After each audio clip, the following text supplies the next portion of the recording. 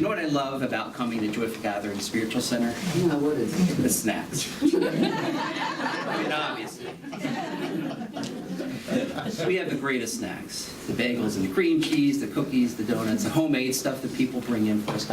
But no, the thing I love most about coming to Joyful Gathering Spiritual Center is I get to undo all this stuff from the week before, right?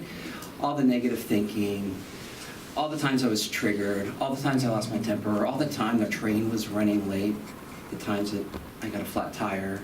Actually, on the way home Thursday night, my tire pressure started going low. I was panicking the whole time. But then we get to come here on Sunday mornings, and we get to be warmly greeted at the front by our wonderful greeters. And we get to be hugged, and we get to be welcomed. And then we come here, and then we have this incredible music. We have such talented, inspiring, professional musicians every Sunday to uplift us and bring this service into a state of celebration. And then we actually have to have a licensed practitioner to pray over us, somebody who's gone through years of study and training, to pray over us on Sunday mornings. And not only pray over us on Sunday mornings, but pray for us during the week with the prayer requests in the back. And then they offer us an inspirational reading, such as what we heard today, which is aligning nicely with what I want to talk about to you today, which is the power of thought, the power of a new thought, specifically. And then we get to hear, normally, Reverend Margaret provide an inspiring, uplifting, practical spirituality talk. Now, unfortunately, Reverend Margaret is our founder and spiritual director, and unfortunately she's not here today, but she is having well-deserved time off visiting her family. So, if this is your first time here, don't judge what you're experiencing based upon what I'm going to do today. I invite you to come back. I invite you to come back when she's here, because she's probably the main reason most of us started coming and kept coming back. So, but in the meantime, her talks are available on YouTube. She'll want me to definitely plug that. If you look up Reverend Margaret Pelagie on YouTube or Joyful Gathering Spiritual Center, you can watch her talks. Her talks are posted every week. So I invite you to do that. So I was thinking, when Reverend Margaret approached me about doing a talk today, what it is I wanted to talk about. And initially, nothing was jumping to my mind, other than the state of what's been going on over the past few years, and the fact that we teach here in New Thought is the power that we really have, what our true essence is, and that there is a oneness and a complete unity with God. And that we are, as Rita said in her reading, we think with that mind of God. And I really started contemplating this on a deeper level. You know, a few years ago, I went to the Grand Canyon. Actually, I've been to a Grand Canyon twice. And it's probably one of my most favorite places on earth, because it's just so beautiful and vast and immense. Now, on the one hand, you go up to the edge and you see helicopters. You can hear the whirring of the helicopters, but they look like that tiny as they're coming up through the Grand Canyon.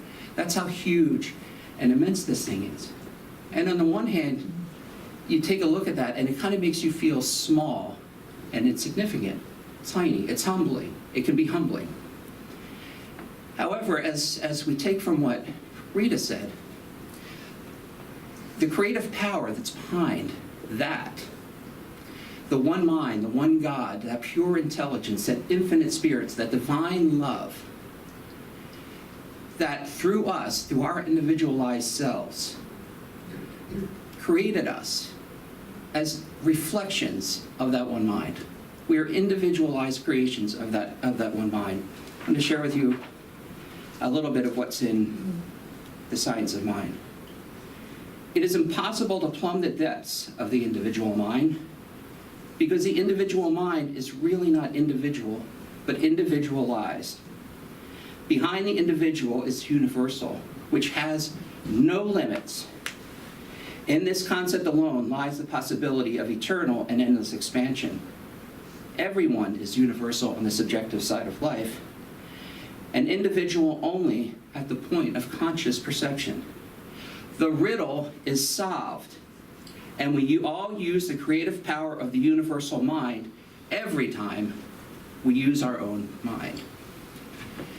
And it got me thinking about the incredible potential behind all that. The power that we really have if we truly understand and accept that. And that's what the science of mind tells us. Now, I'm going to share with you a story. I think I might have shared it here, but if not up here as a talk, but on an individual basis. A few years ago, I picked up my daughter from her mother's house on a Friday afternoon, and I was busy at work. I hadn't really reached out to her at all. So when I picked her up at 5:30 in the afternoon, we decided to go out to dinner. We didn't make any plans in advance. We didn't know where we were going to go. And as we got in the car, it's like, yeah, let's go to Red Robin. It's kind of like one of the places we'd like to go to eat. And so we drove from her house in Pennsauken to the restaurant in Cherry Hill. And as we're pulling up, at the exact same moment, to this second, my girlfriend and her two sons were pulling up to the restaurant. We had not reached out to each other. We hadn't even talked to each other during the day. We had no plans of even seeing each other because Friday night was going to be my night to spend with my daughter. Had we, mind you, had I called to make the arrangement to see her, what are the odds that we would have showed at the restaurant at the exact same moment? Now, to a skeptic, that's just a coincidence, right? And that's fine. It was my experience, and it was enough for me to know that there is it doesn't mean I'm uniquely special, or that my girlfriend is uniquely special, because whatever events that prompted that event to take place were also impacted and affected, from the server who served us the food, to the traffic that got out of her way, to the lights that changed at the magical moment. And to me, it's just a faith-building incident in my life. Ernest Holmes writes in Science of Mind, faith is real to the one who experiences it, and cannot be denied to the mind of the one who has proven it. And what is the faith we should have? We should have faith that there is but one mind. This mind is both the mind of man and the mind of God. Rita said that in her reading today as well. We use the mind of God since there is but one mind. This mind is the essence of creativeness and the essence of goodness. It is available to all. What happened to me and my girlfriend and my daughter wasn't unique to us. It's for everybody. It's something that we all can access and tap into. It is no respecter of persons, since it has already incarnated through all. It is in all and through all. Faith will not be denied, will not take no for an answer. It speaks in affirmative language. Faith knows that the universe is a spiritual system. The man is part of this system. It knows that man's environment is also a part of this system. Because the system is perfect, the condition may become perfect, and would be perfect if it were known to be so. Faith knows that the life of man is God, but the birthless and the deathless reality of all being. And so when I take my example of the Grand Canyon, on the one hand, making us appear small and insignificant, and you expand that to the universe, the fact that we're on one planet amongst many planets revolving around a single sun in our solar system, which is but one of millions of solar systems like it. And if we have the one mind of the creative force behind all that, what can we not do? What is it that we have placed, what limiting beliefs have we placed on ourselves to prevent ourselves from experience a greater experience of living? It's only the limitations that we place on our own mind.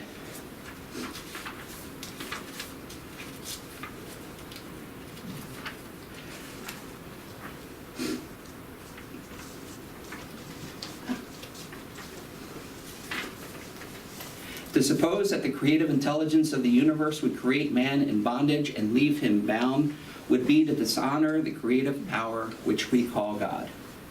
To suppose that God could make man as an individual without leaving him to discover himself would be to suppose an impossibility. Individuality must be spontaneous. It can never be automatic. The seed of freedom must be planted in the innermost being of man. But like the prodigal son, man must make the great discovery for himself. And what I'm going to be doing shortly in a little bit is actually reciting a poem by Ernest Holmes, loosely based on the prodigal son. But before I get to that, thoughts of lack manifest as limitation. Thoughts of abundance manifest as success and happiness, as we just heard. Failure and success are but two ends of one stick. All conditions and every circumstance is of the nature of effects and in can no way limit mind unless we take them as a fresh starting point for a creative pattern. The thought that any given condition is a thing of itself tends to make it appear as a thing of itself. Reverse the thought, and the condition tends to become reversed. So regardless of what we are going through or experiencing, whether a breakup or a diagnosis or the loss of a job or any of these worries and fears that creep in, that we literally have the ability to alter the chain of events simply by changing our thoughts. Mind is the realm of causes. Conditions are in the realm of effects. Effects flow from causes and not from themselves. Thought is the instrument of mind. New thoughts create new conditions. We must learn to think in the absolute. This means to think independently of any given or experienced effect. Judge not according to appearances.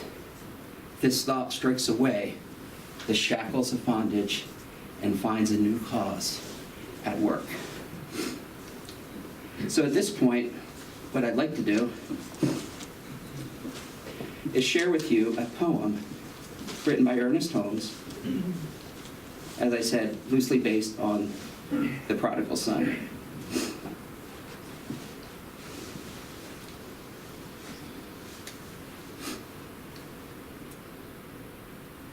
Time and eternity, man and his God, fate and its fortune, labor and load. Birth, life, and death, who has fathomed them?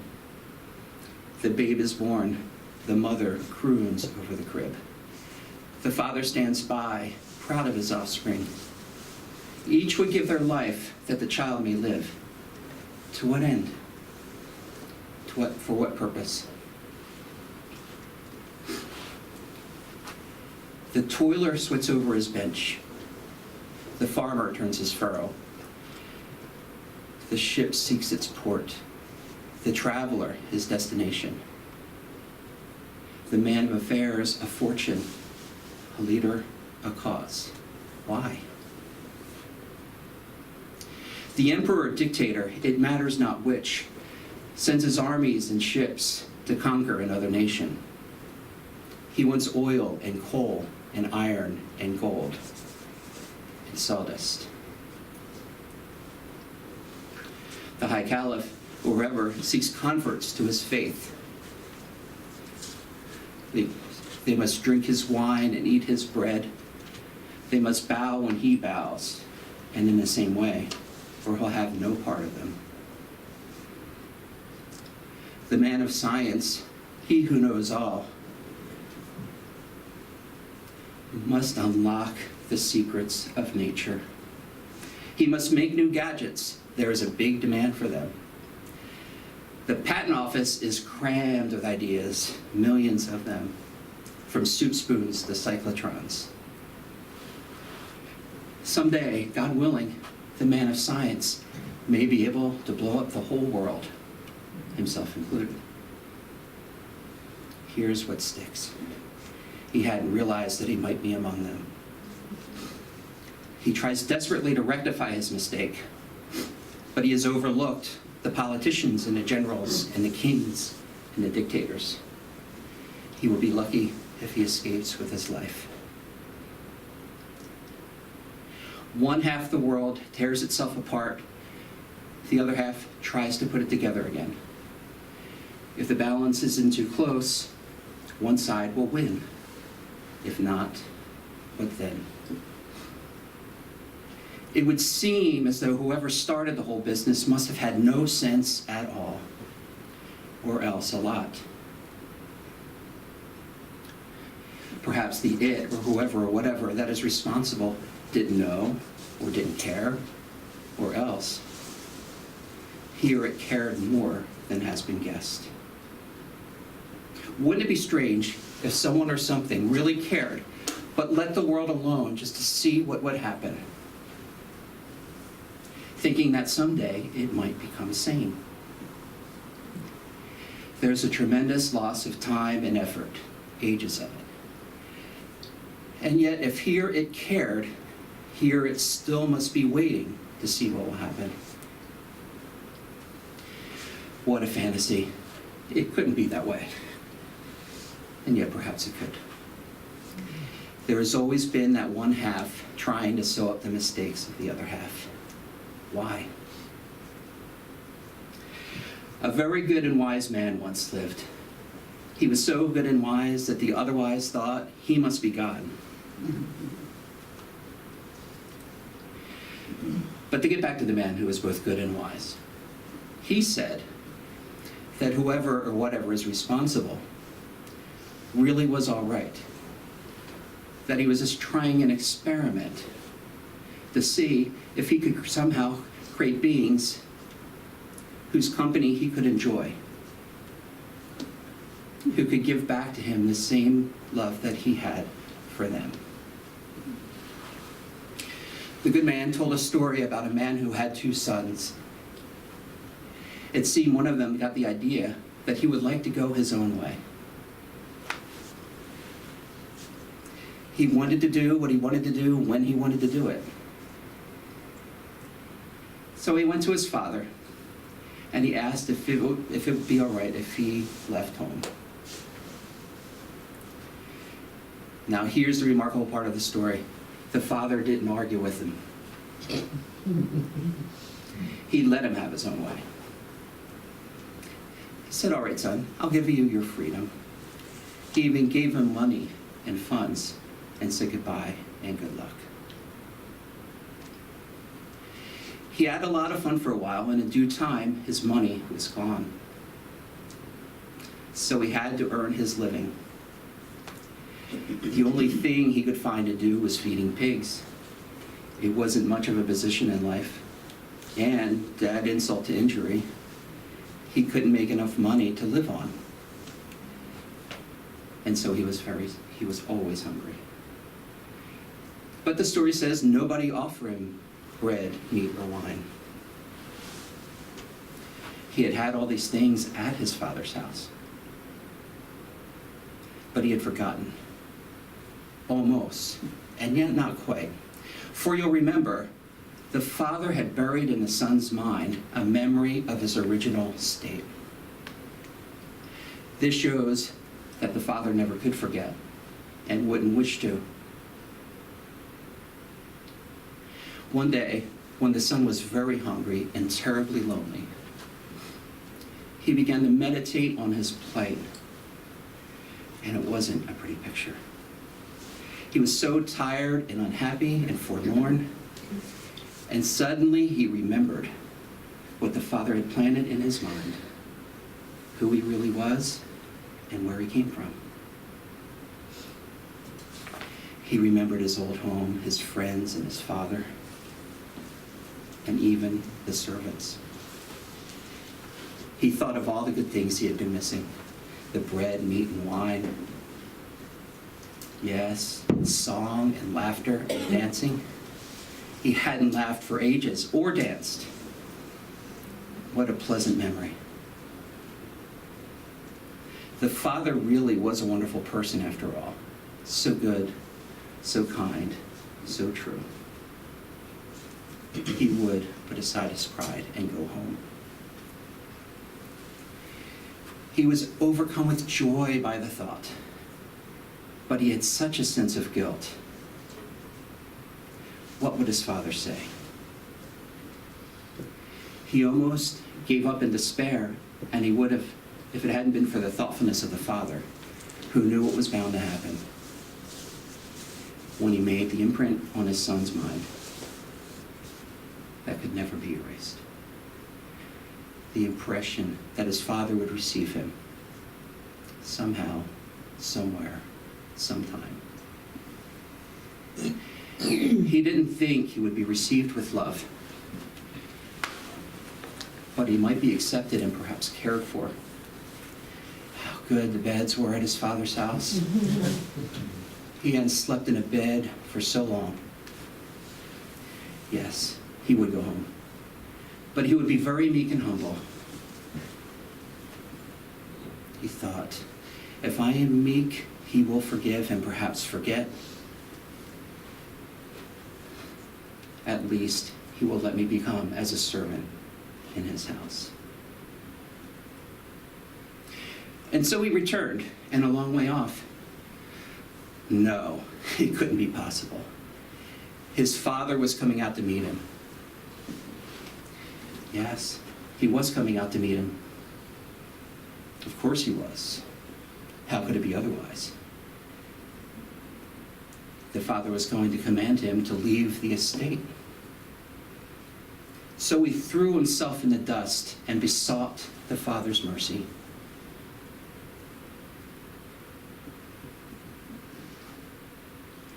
He was so tired in body and mind, and so hungry, so weak from lack of food, that he never could remember whether he threw himself in the dust before his father or whether he collapsed from sheer exhaustion.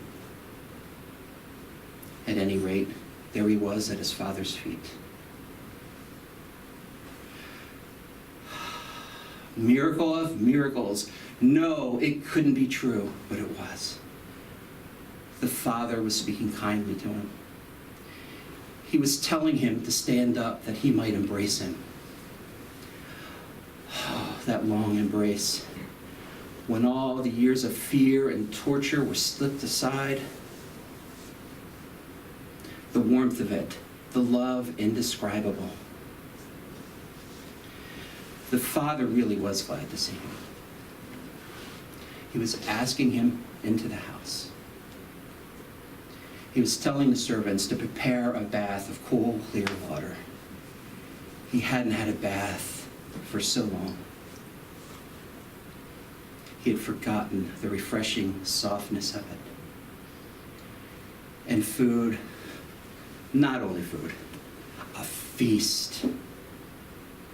And friends and wine and song and dancing and playing on the harp and perfume for his feet and a soft couch for his head.